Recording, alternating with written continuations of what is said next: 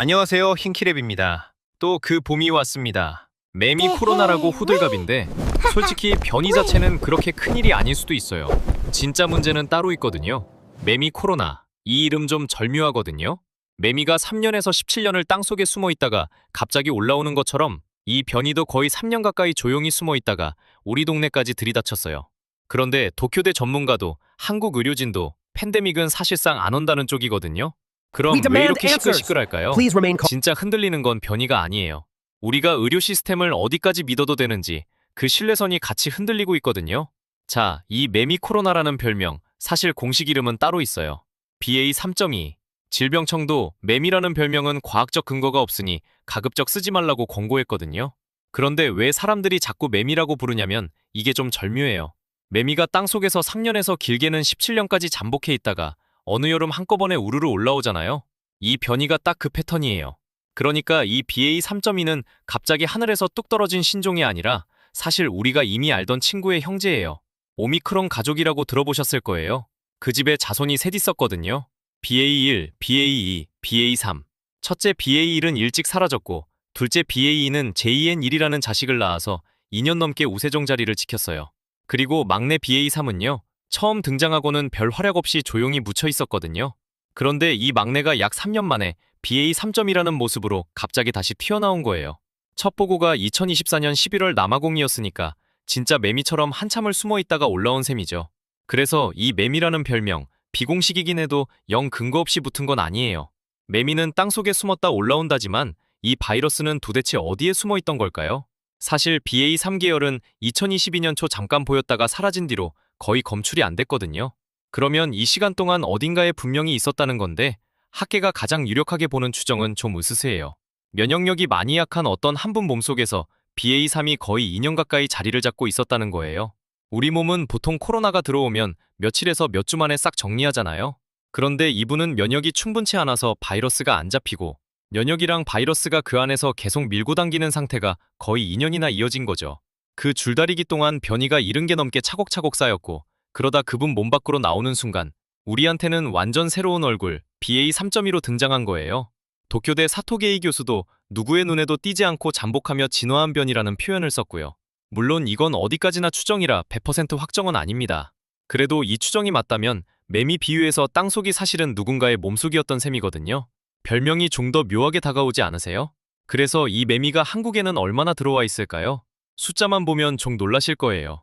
작년 12월까지 점유율 0%였던 BA3.2가 1월에 3.3%, 2월엔 12.2%, 3월엔 23.1%까지 올라왔거든요. 두 달 새 약 7배가 뛴 거예요. 4월 호흡기 환자 코로나19 검출률도 6.3%까지 올라온 상태고요. 여기까지만 들으면 이거 우세종된 거 아냐? 싶으실 텐데요. 아직은 아니에요.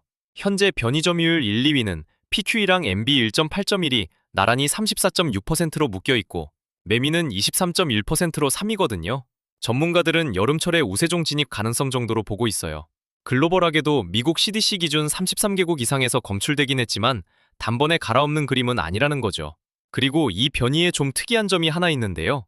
BA3 계열은 이상하게 소아 청소년이 잘 걸려요. 그래서 학교에서 옮긴 아이가 집에 들어와서 부모, 조부모한테 전파될 수 있다는 게 진짜 신경 쓰이는 부분이에요. 근데 여기서 잠깐, 정작 전문가들 반응이 의외로 차분하거든요. 도쿄대 바이러스학자 사토게이 교수는 현재로선 매미가 기존 변이를 단번에 대체할 만한 감염력은 갖고 있지 않다고 분명히 선을 그었어요. 한국에서도 마찬가지예요. 신상엽 KMI 위원과 질병청 모두 신종 변이도 아니고 치명률 급등이나 팬데믹 가능성은 거의 없다고 입을 모았고요. 현재까지 치명률 상승 보고는 없어요. 물론 이건 어디까지나 지금 시점 기준이라는 단서는 붙고요. 그런데 말입니다. 정작 흔들리고 있는 건 변이 그 자체가 아니에요. 정부가 같은 시점에 내놓은 두 개의 발표인데요. 이게 묘하게 부딪히거든요.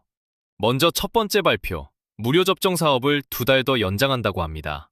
원래 4월 30일에 끝나는 거였는데 6월 30일까지 늘렸어요.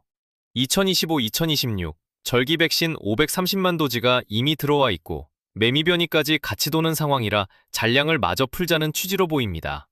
여기서 오해하실까봐 분명히 짚고 갈게요. 이 무료 접종은 모든 사람한테 해당되는 게 아닙니다. 대상은 딱 세 그룹이에요. 65세 이상, 그러니까 1960년 12월 31일 이전 출생자, 면역 저하자, 그리고 요양병원 같은 감염 취약시설에 입원 입소하신 분들. 이 세 그룹만 무료고 일반인은 접종 대상 자체가 아닙니다. 맞으세요 하는 권유가 아니라 이런 제도가 2달 더 간다 정도의 사실 보고예요. 그럼 매미 BA.3.2 전용 신규 백신은 어떻게 됐을까요? 화이자나 모더나, 노바백스가 BA.3.2 단독 대응 백신을 따로 만들고 있다는 공식 발표는 아직 미확인이에요. 현재 우리가 쓰고 있는 건 LP8.1이라는 균주를 기준으로 만든 단가 백신이고요. 이게 BA.3.2에 대해서도 직접 감염을 막아주는 힘은 좀 약해질 수 있지만 걸려도 크게 안 아프게 막아주는 부분, 그러니까 중증 사망 예방 효과는 유지된다는 게 EMA WHO의 평가입니다. 자, 그런데 이 첫 번째 발표가 나온 비슷한 시점에 정반대 방향의 발표가 하나 더 따라옵니다. 2026년 2월 감사원이 공개한 내용인데요. 2021년 3월부터 2024년까지 코로나 백신 이물 신고가 1285건 들어왔고 그중 위해성이 의심되는 게 127건. 곰팡이나 머리카락 같은 것들이었어요. 그리고 같은 제조번호로 묶인 백신 1420만 회분이 신고가 들어온 뒤에도 추가로 접종됐다는 정황이 있었습니다. 질병청은 즉시 반박했어요. 이물질이 실제로 들어간 백신은 단 한 건도 접종된 적이 없다. 1420만 회분이라는 숫자는 같은 제조번호로 일괄 보관 접종된 총량을 합친 것일 뿐이다. 한쪽은 관리가 허술했다는 결의보고 한쪽은 실제 위해 접종은 없었다는 강한 부정. 양쪽 말이 다릅니다. 그런데 이 신뢰균열, 사실 어제 오늘 일이 아니거든요. 2달 뒤로 잡힌 한 판결이 그 무게를 그대로 보여주고 있어요. 기억하시는 분들도 계실 거예요. 2020년 3월 만 17세 정유혁 군이 영남대병원에서 급성폐렴으로 숨졌습니다. 그때가 한창 코로나가 막 퍼지던 시기였잖아요. 정군은 코로나19 검사를 14차례 받았는데 그중 13번이 음성이었어요. 그런데도 코로나 의심 환자로 분류되면서 일반 진료가 지연됐고 사망 이후에야 코로나가 아닌 단순 폐렴이었다는 사실이 밝혀졌습니다. 부모님이 2023년 1월에 영남대병원과 경산시, 국가를 상대로 손해배상 청구 소송을 냈고 1심 판결이 본영상 시점 기준 2달 뒤로 잡혀 있어요. 코로나 시기 의료 공백의 책임을 처음으로 묻는 판결이라 의료계도, 시민단체도 이 결과를 굉장히 주목하고 있는 상황입니다. 매미가 다시 돌아온 봄, 우리가 신경 써야 할 건 사실 변이 자체보다 이런 균열들이 동시에 같은 자리에서 벌어지고 있다는 사실이에요. 무료 접종은 풀리고 과거 관리 문제는 다시 들춰지고 의료 공백 첫 판결은 다가오고. 자, 정리해볼게요. 매미 코로나는 거의 3년 만에 깜짝 등장한 오미크론 가족 변이지만 팬데믹 가능성은 거의 없다는 게 도쿄대 사토 교수, 신상엽 위원, 질병청까지 공통된 평가예요. 정작 흔들리고 있는 건 바이러스가 아니라 의료 시스템에 대한 우리의 신뢰선이고요. 매미는 여름이면 슬쩍 지나갈 수 있어도 한 번 흔들린 신뢰가 다시 자리 잡는 데는 훨씬 더 오래 걸릴 수 있습니다.